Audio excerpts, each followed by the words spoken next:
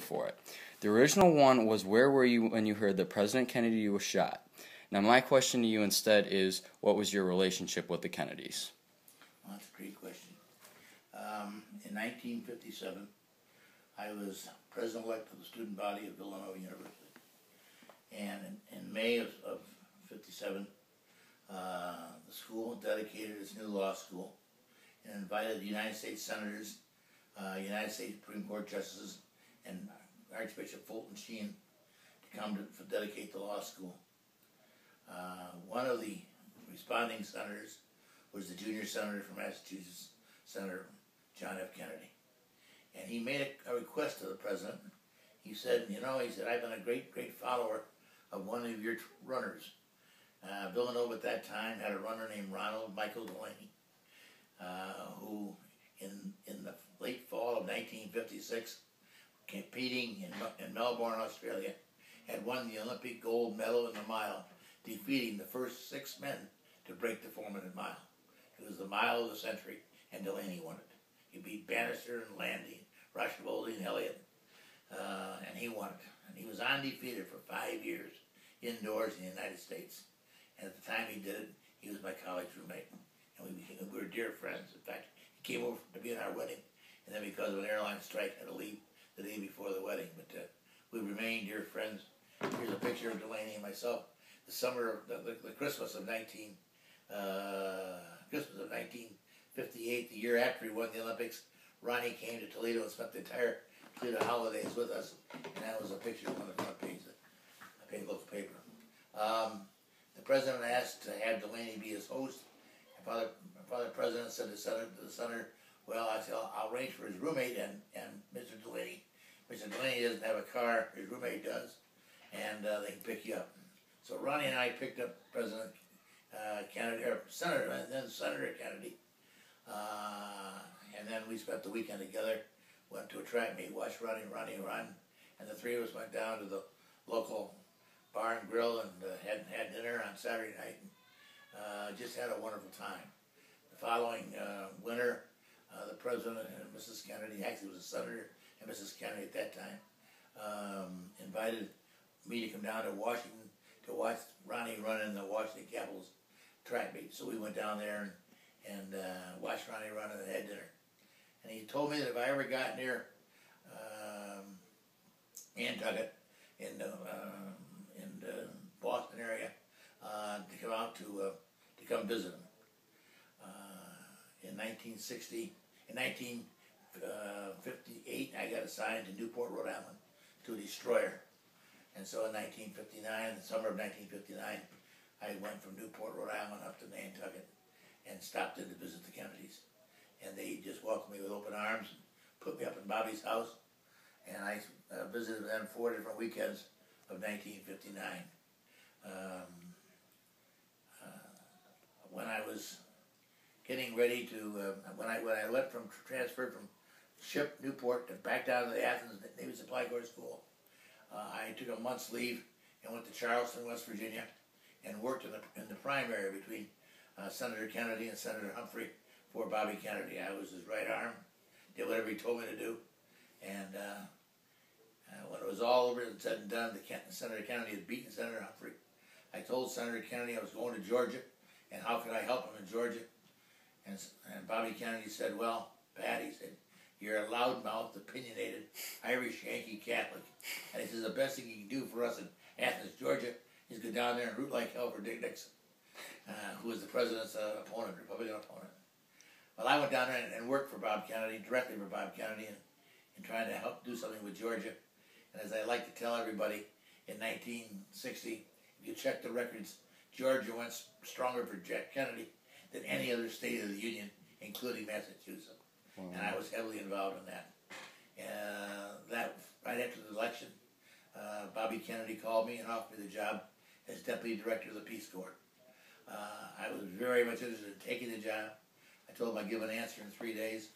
I went home for the Thanksgiving holidays, and found out that my father had had a heart attack. It was not a real serious one, but they were looking forward to me coming home and getting back in the concrete business. So I had to turn Bob Kennedy down, but we remained very close friends, and And then after the president was killed, I remained close to Bob Kennedy. And when he decided to run for political office, I offered to be a bit involved, and I became co-chairman of his Ohio campaign, and was working extremely hard on the Ohio campaign. And I think we had Ohio set to go solidly for Senator Kennedy when he was killed. And I maintained a great relationship with Senator Ted Kennedy, and I've been out his guest out at Hyannisport a number of times, and know his two sons very well. When my oldest son, your father, contracted bone cancer at the age of 18, senior at St. Francis, we went out to the Mayo Institute for surgery, and after he'd had his successful surgery, they took his leg. The day after the surgery, we got a call from Senator Ted Kennedy and his young son Ted, who had also had the same type of surgery. And after a 20-minute conversation, it was just wonderful, where they kept telling Jimmy what he could do, and how he would do it. And Senator Kennedy said, "You tell your son that my son was skiing 6 months after he had his surgery." And I told that to Jim, and Jim looked at me and he said, "You tell the senator that I'll be skiing in 3 months. Anything Kennedy can do, Nicholson can do twice as fast." And the Kennedys loved that. When I went out to visit Senator Kennedy 10 years later at Hyannisport, about 8 years ago, I walked up to him, and the senator introduced me to his young son, Ted, and Ted just howled. He said, "Nicholson from Toledo. Anything a Kennedy can do, a Nicholson can do twice as fast." He said, "I remember you guys." So I've had a wonderful relationship with the Kennedys, and I love them dearly. Where were you when you found out that Bobby was killed? I got a call in the middle of the night. I'd gone to bed. I'd been working very hard on the campaign, and I knew we were ahead in California. All the signs were we were winning California, and winning big. And so I'd gone to bed, and about 2 o'clock I had a close friend call me and told me to turn on the television set. He says, "Patty, sometimes I don't say anymore.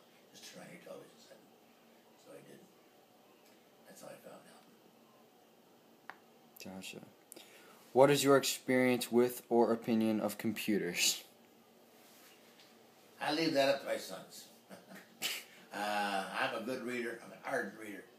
And I really do like computers. I have a laptop right here, and I love them for research, but I don't, at my age of nearing 77, I don't trust myself of putting any confidential information into them for fear that I will accidentally release the information.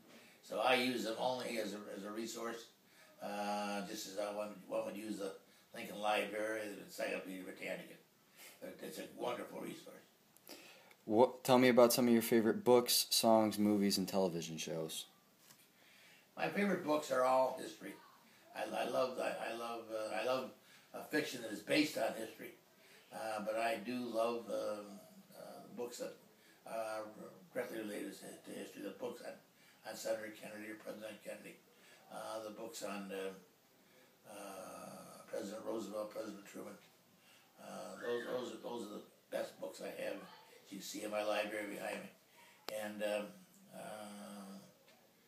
as far as TV, again, I like sports, and I like the news history. I'm not a big music guy, as you well know. And but our life is involving with what's going on in the country, what's going on in the industry we're in, and what's going on in sports. And what's going on with our family. Exactly. Tell me about some of the places where you have been happiest. I'm guessing location. Like, where's your favorite location? Toledo, Ohio. Why do you say that? Toledo, Ohio. Why do you say that? Well, first of all, it's awful close to our cottage, Grandview Beach. Exactly. And that's my happiest spot is Grandview Beach. But I enjoy old friends and family more than anything else. A day like today, where we can sit around here with my 4 sons and their 4 wives and their 10 grandkids, is just heaven for me. And so I just, this is what I like, and I don't need to be traveling. When I was working in Enviro, I was traveling 200,000 miles a year for 15 years, probably all of it in an airplane. And I don't know something, I don't ever want to see another airplane. And if I can live the rest of my life in a car or live it right here in this town with my old friends and the places I love, that's the best deal in the world. Gotcha. All right, last question. It says, what haven't we talked about that you'd like to discuss during time that we have left? And I figure I asked the question, what do you think of Notre Dame's football team this year? Patrick, you know your grandfather pretty well. What was it? We've loved Notre Dame I saw the Notre Dame-Michigan game in 1943 at the age of 6. And that was, actually I was at the age of 7. And it was 1943, Michigan went into the game number 1. Notre Dame went into number 2, my uncle got sick. So my grandfather, my mom and dad took me to the game. And I saw Angelo Vitelli beat Michigan 33-12, and Notre Dame win the national championship. 50 years later, I saw a Notre Dame-Michigan game at Michigan. Michigan number 1, Notre Dame number 2, and Notre Dame won that one too. Since 1993, the Irish have been working out some difficulties with a lot of issues, as there's a lot of issues in college sports right now. The issues involve professionalism, they involve money, they involve cheating, there's too much of that. But Notre Dame has hired a great coach in Brian Kelly, who has a terrific prior record, as they did when they hired Rockney, as they did when they hired Leahy, as they did when they hired Lou Holtz and Eric Persegen. Now they've got the coach in Brian Kelly. And now they're 2 games away from being national champions again. And the last time they were national champions was 1988. Pat, 1984 and 1985 were the biggest sports years of my life. Your dad had gotten sick with cancer in 83, so that had been a very tough year for everybody in the family. And then 84 came along, and St. Francis became the only team ever to win the state Division I football title in 1984. Now this year we're hopeful that Whitmer can do it, but St. Francis is the only one, and that was a boy, I tell you, I sweated that out something terrible. I went to church every day for that one. And then in 1985, just 1 year later, Villanova won the NCAA basketball championship. So those 2 years were great years. I'm just as excited now as I was with the Knights and the Irish, or Knights and the Wildcats back 30 years ago. I'm just as excited about this Saturday's game with Southern Cal. And if they win that one, then they'll play Alabama. And that'll be a game for the ages. It will be. Thank you, Papa. I really do appreciate this. Okay, I enjoyed it.